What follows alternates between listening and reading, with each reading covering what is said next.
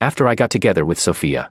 I like you became something I said all the time. Sophia's reactions were always adorable. She'd turn her head away with a tsundere flare, roll her eyes with exaggerated indifference, trying her best to keep up that aloof goddess persona, but her cheeks would flush bright red. I was drunk on the sweetness of love, until one day, an audio file titled, "Confident but Basic Guy George's Simp Quotes," started spreading like wildfire at school. The beginning was a genuine confession from me. I like you. Then came Sophia's disdainful voice. If it weren't for helping Makoto take back the top spot in our grade, I wouldn't have wasted a second talking to George, that simp. He acts like he's never seen a girl in his life. Staring at me with those thirsty eyes. Spouting those cringy pickup lines.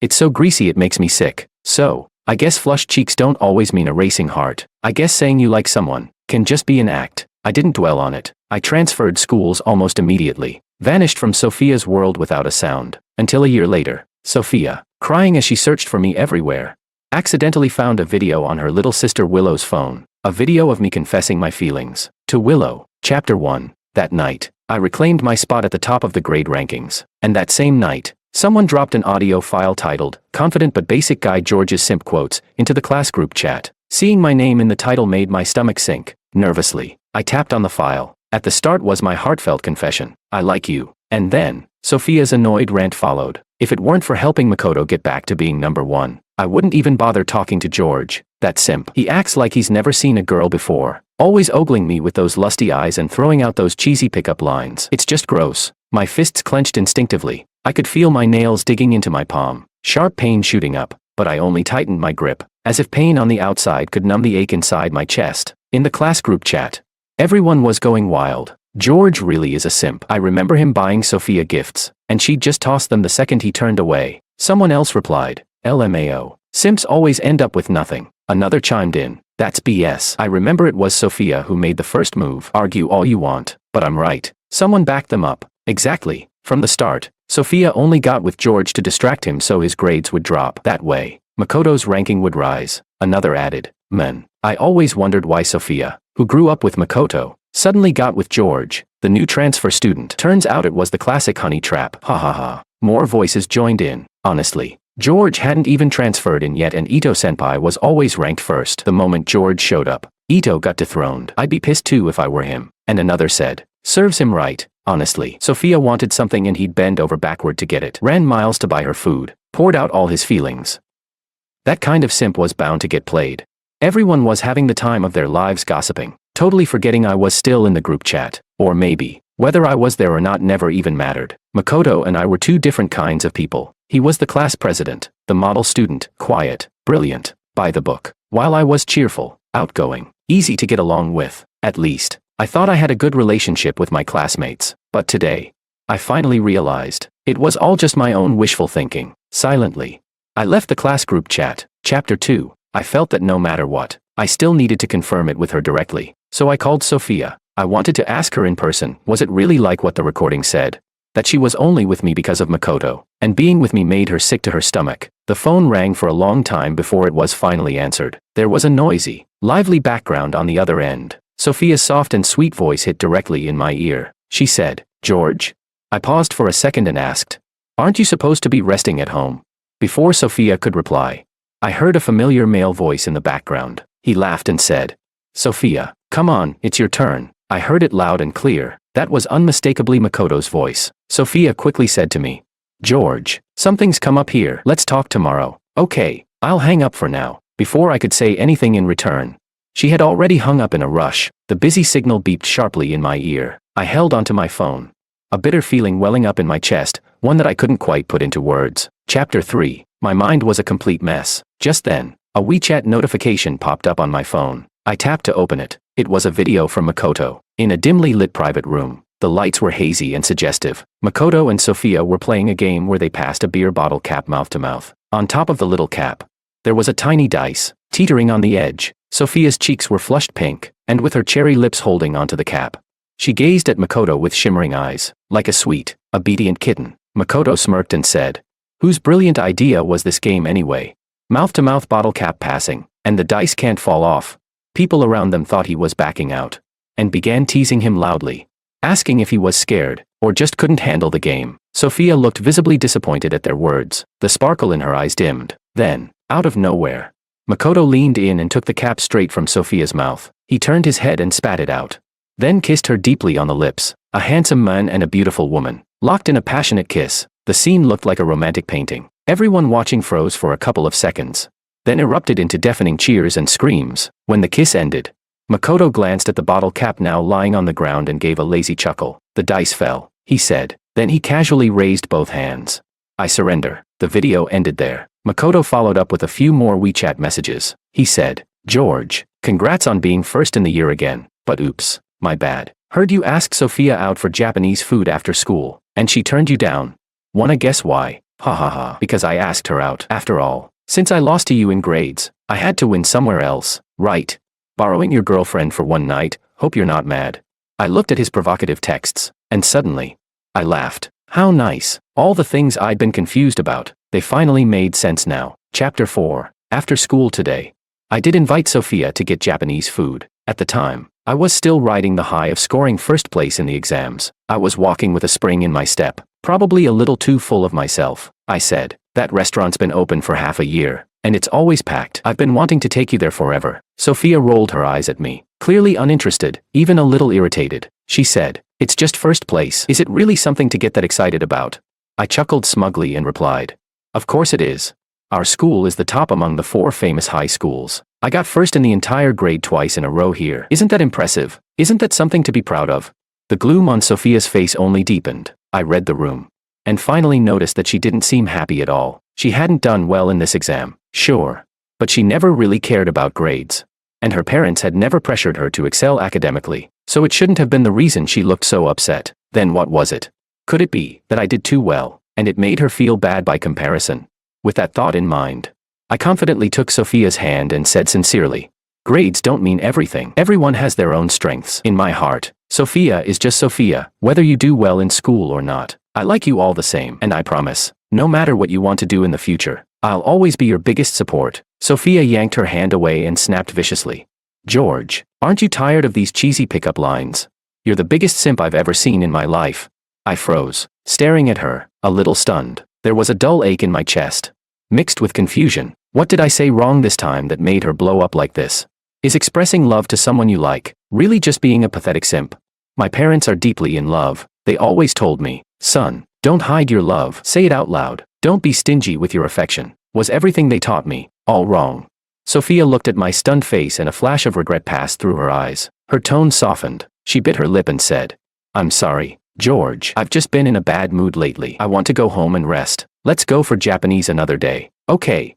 I quickly smiled and waved it off, telling her it was fine. But the Sophia who said she wanted to go home and rest ended up meeting with her lover, Makoto. It was only today that I finally understood. A flushed face doesn't always mean she's in love. Turns out, even love can be faked. Chapter 5. As I sat at my desk, spacing out, my mind kept replaying memories from when Sophia and I were together. A year ago, my dad's company expanded its business, and I transferred to this school. Sophia and I sat at the same desk. Her desk was always cluttered with stationery, but she never studied. She was either snacking or sleeping. Still, as a seatmate, she wasn't hard to get along with. She was quiet when she slept. Sometimes she'd bury her face in her arms. Other times she'd rest her cheek facing me. In the early morning light, with the sunrise just beginning to glow, sunbeams would spill across her face, casting a warm tint on her delicate features. Her long lashes curled upward. Her nose was perfectly shaped. Her lips soft and pink. The sight of her like that left me completely dazed. All I could think was, what an impossibly beautiful face. Then suddenly, Sophia opened her eyes. We locked eyes. I was stunned, but she just smiled mischievously and asked me her very first words. Do you think I'm pretty? I was flustered, heart pounding like crazy. I quickly pretended to be busy flipping through my book, acting like nothing happened. Things like that kept happening, with all her subtle hints and quiet encouragement. I began trying to get close to her, to pursue her. Soon enough, we were together. She was my first love, my very first girlfriend. I took our relationship seriously. To be fair, Sophia wasn't a bad girlfriend, at least not at first. She always mocked my gifts for being tacky. But really, she thought they were too expensive and forced me to return them, even though she'd lose her temper with me often. When winter approached, she knitted a scarf and gloves and gave them to me. There was one time I got sick and was hospitalized. She stayed by my bedside the entire night without sleeping a wink, not even taking a sip of water.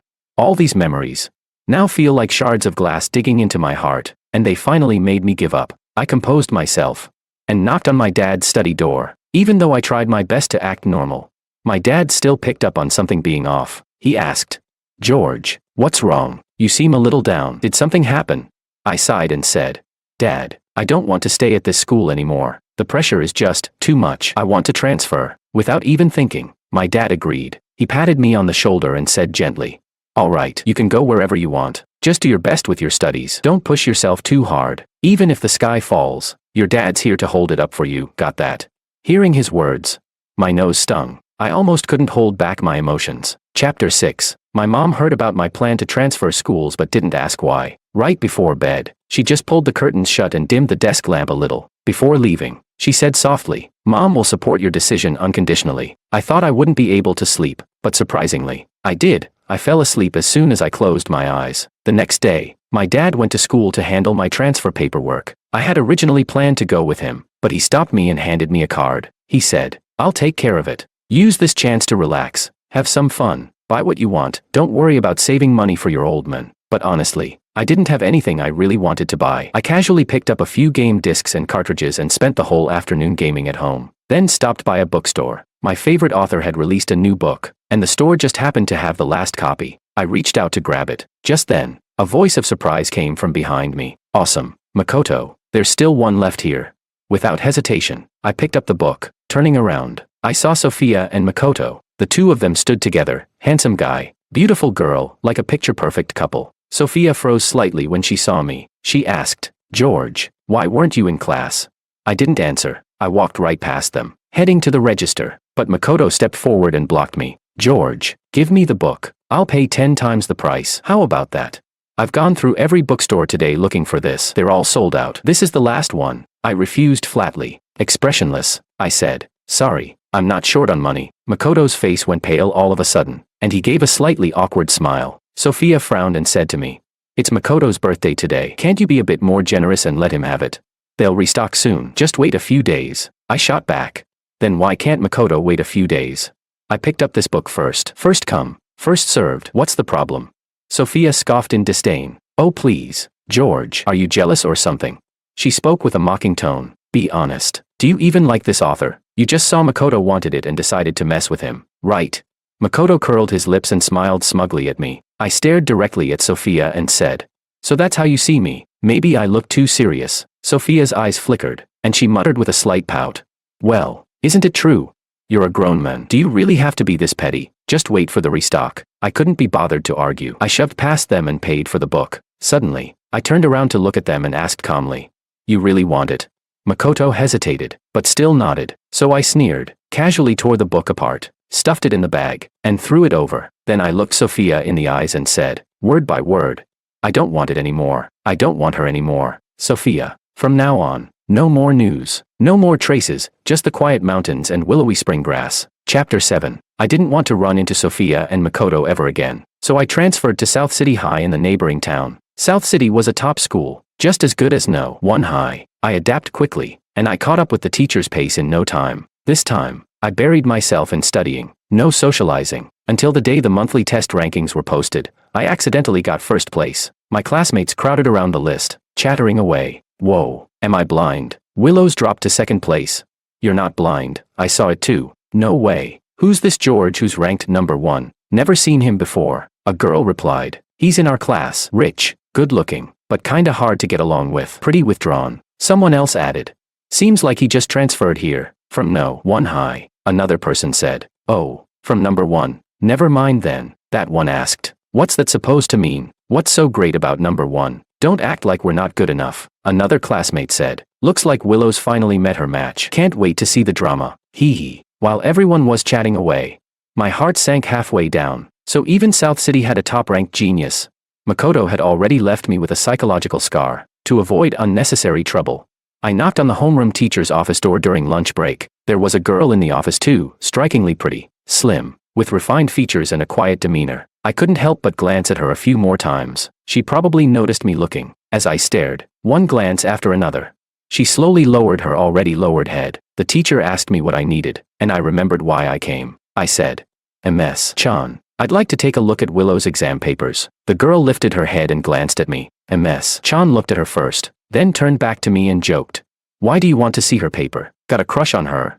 Ms. Chan was in her 30s but had a baby face. Dressed like a college student, a very approachable teacher. I wasn't surprised she joked with students, but before I could even feel embarrassed, the girl's face turned red. I looked at her in confusion, and saw her pale face slowly turn redder and redder, almost like it was on fire. Ms. Chan asked again. I quickly replied, I just want to see how top students answer questions, so I can learn and improve. Ms. Chan smiled and said, Willow didn't score higher than you. Don't come back showing lower scores next time. I instantly broke out in cold sweat. No offense intended, but, truth be told, I did want to score lower. I wanted to assess her abilities first. Then, in the next exam, I'd deliberately keep my score below hers to avoid stirring up unnecessary drama. Ms. Chan didn't make things difficult and handed me the test papers. I carefully went through them, and after getting a general sense of Willow's level, I returned them. As I was leaving the office, the girl left too. We walked down the corridor of the school building, one in front of the other. Then we both walked into Class 1's room. Turns out, we're in the same class.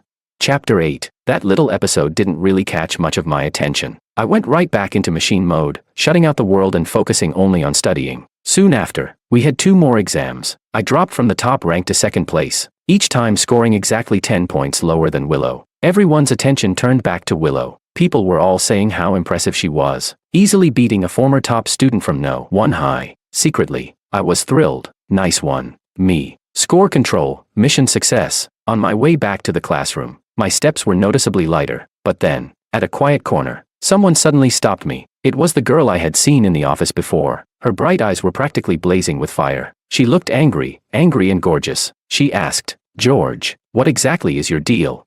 I was baffled. Huh? She looked even angrier. She puffed up and said, Huh what? Huh? Carefully, I said. Hey, maybe you've got the wrong person. I don't know you. Isn't there someone else in our school also named George?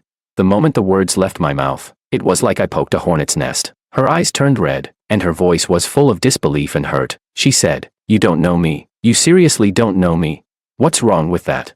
I looked at her with complete innocence. The girl gritted her teeth and accused me. George, you're being such a jerk. You asked the teacher for my exam papers, saying it was to study, but actually it was to control your score. Every time you're exactly 10 points behind me. Do you think I'm dumb and wouldn't notice? The more she spoke, the sadder she looked. A thin mist welled up in her eyes. She said, And what's worse? She paused, then went on, You didn't even know I'm Willow. I was thunderstruck on the spot. Oh, God. So Willow was that girl I met in Ms. Chan's office. Chapter 9. That day, I almost made Willow cry. Being exposed by the person herself, I did feel a bit guilty. Controlling my score like that was kind of arrogant. Honestly, I just wanted to keep a low profile. Who would have thought I ended up making a scene right in front of the person I wanted to avoid? Ms. Chan almost died laughing when she heard. Turns out, she's Willow's aunt, and she loved the drama. She even rearranged our seats so that we became desk mates. Willow looked at me seriously and said, Wong, please respect me. Stop manipulating your scores. I nodded hard, holding up 2 fingers. I said, All right, I swear. After becoming desk mates with Willow, I realized she was truly gentle by nature. Whenever she couldn't out-argue me with logic, she would give me this helpless, slightly wronged look. Her way of addressing me even changed, from George to Little Wong. One afternoon, my mom called. She said a girl from No. 1 High had come to our house, really pretty, looking very sad. She said she was here to deliver a book and asked about me. My mom said, Son, is your transfer related to her? I didn't take her book. I told her you went abroad. I was surprised she guessed so easily. After all, I'd hidden my relationship with Sophia from both my parents. My mom chuckled and said, I'm your mother. Even if you don't say it, I can tell. Hearing about Sophia still made me a bit sad. Coincidentally, our latest exam results came out that day. Willow beat me by 1 point. She blinked in disbelief, her long lashes trembling. She asked, You didn't hold back this time, did you? I pretended to be devastated, covering my face and wailing.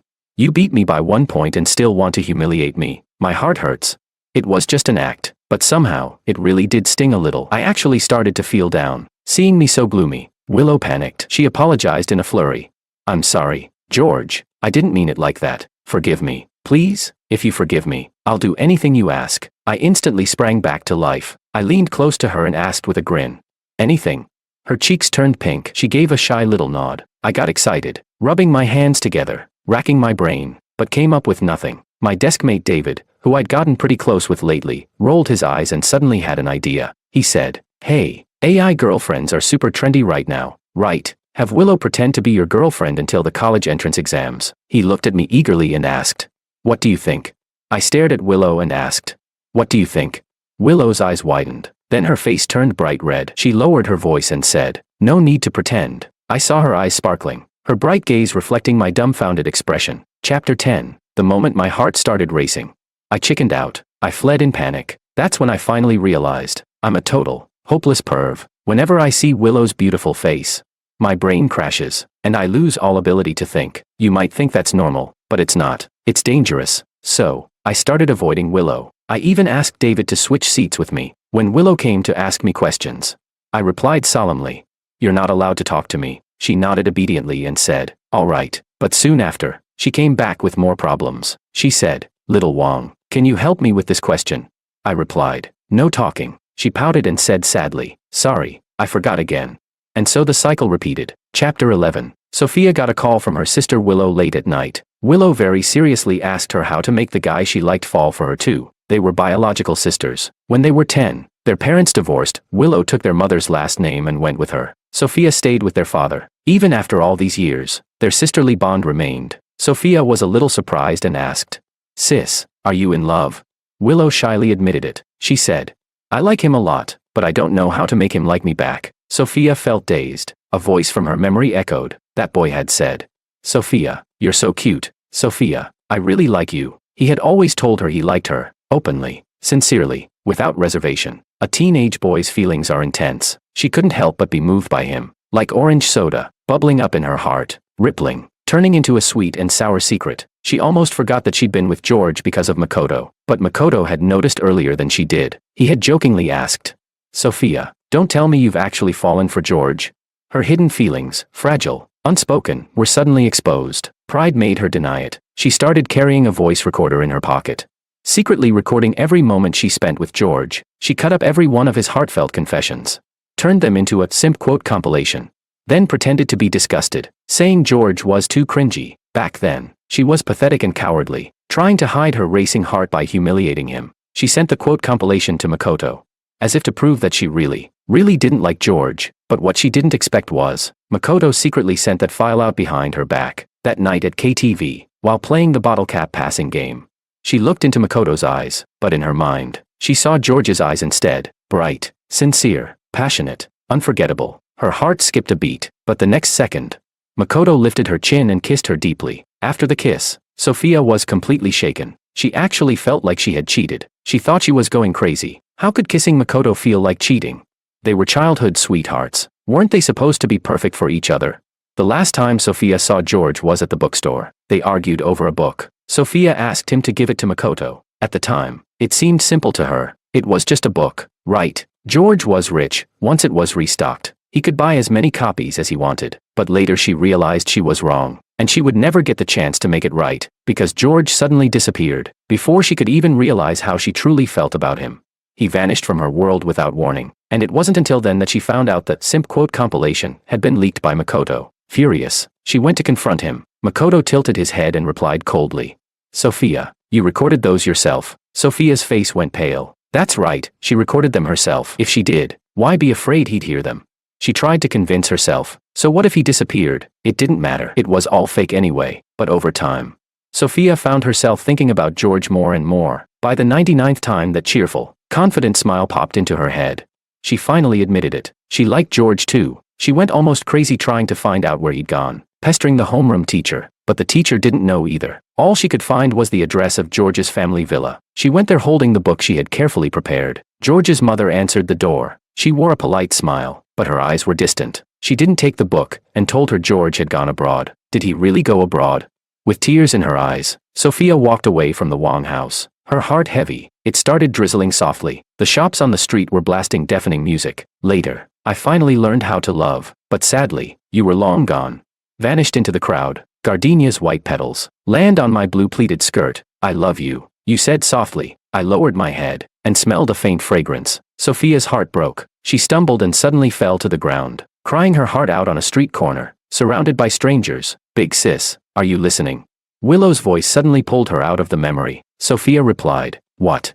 Willow said, "I was asking how to get a guy I like to like me back." Absent-minded, Sophia said, "You got a short skirt." Stockings. Seduce him. Willow was speechless. Right before hanging up, Sophia suddenly remembered something and asked, "By the way, is there a new transfer student at your school this term who gets really high grades?" Someone with a sunny smile, very cheerful. "His name's George." On the other end, there was a brief burst of static. Then Willow's gentle, calm voice came through. She said, "No, never heard of him." Chapter 12. The semester ended quickly. I went home for the winter break. Willow messaged me on WeChat every day, sharing little moments from her life. Sometimes she sent me a photo of the bright moon, captioned, "The moon is beautiful tonight." Sometimes she sent a picture of a dog, captioned, "Looks like you." I was speechless. That night, Willow suddenly sent me a video of herself putting on stockings. Her movements were natural, slowly sliding the stockings up from her calves, over her long, fair legs, inch by inch disappearing under her skirt. Her pale skin was now sheathed in sheer black, adding a faint, mysterious allure. I never expected Willow, who looked so quiet and gentle, to have a figure like that. Who wouldn't lose their mind watching this? I quickly saved the video, then slowly replied with a single question mark. A second later, Willow recalled the message. She replied, "Sorry, sent it to the wrong person." I stared at her guilty backtracking, amused. Good thing I saved it in time. Fast hands win, slow hands lose. I tossed my phone on the bed and didn't reply. After I got out of the shower, I saw that Willow had sent over a dozen messages. I really sent it to the wrong person. Why aren't you replying? Picture, crying kitten. Okay, fine. I didn't send it by mistake. I meant to show you. I thought you'd like that kind of thing. You're a gentleman. I was too bold. I'm sorry. You don't think badly of me, right? I'm really sorry. I won't do it again. Talk to me, please. I'll apologize in person. I'm coming to see you. I was dumbfounded. In the middle of the night, she was coming to my house just to apologize. Does that make sense? I didn't know why, but my heart started racing. At 12:10 a.m., my phone screen suddenly lit up with a new message from Willow. She said, "Little Wong, come to your window." I rushed to the window and looked down. Willow stood outside my house, smiling and waving. She looked pure and elegant, her figure slim and graceful. The night wrapped around her, the moonlight glowing softly on her face, like a painting that shouldn't be disturbed. I could hear my heart pounding like thunder. I think I finally understood how I felt about her. I threw on my shoes and ran downstairs. Worried, I asked, "Willow, seriously, you really came all the way here this late?" She pouted and said, "I told you, I wanted to apologize in person." Her cheeks were flushed as she looked at me seriously. "I'm sorry, George. I like you, but I don't know how to show it properly. So I did something stupid." "You don't hate me, do you?" "Hate? What kind of question is that?" "That kind of stupid thing. She can do as much of it as she wants." But I hesitated. Feelings. At this point in life, I felt I should be more cautious. But I took a deep breath and said, "Willow, maybe we could try." Willow's eyes lit up, but she suddenly cut me off. "No, George." Her voice wasn't loud, but it was calm and resolute. She said, "You can't say yes just because you're afraid rejecting me would hurt my feelings. That kind of love isn't real. I can wait. I'll wait until you truly fall for me. After the college entrance exams, give me your answer." Okay.